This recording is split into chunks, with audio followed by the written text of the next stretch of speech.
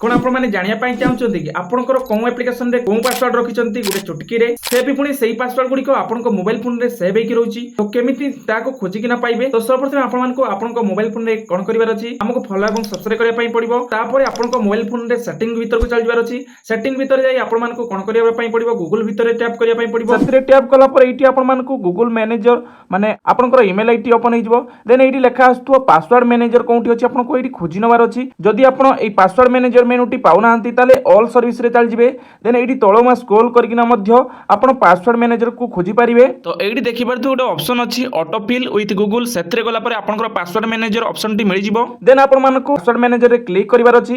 Then AD देखि परथु सब website एवं सब एप्लीकेशन रो यूजर आईडी शो कर जो आपण माने जोंथरे क्लिक करिवे सेथरे आपण मानको आपनकर मोबाइल फोन रो स्क्रीन पासवर्ड टी दवा पई पड़िबो।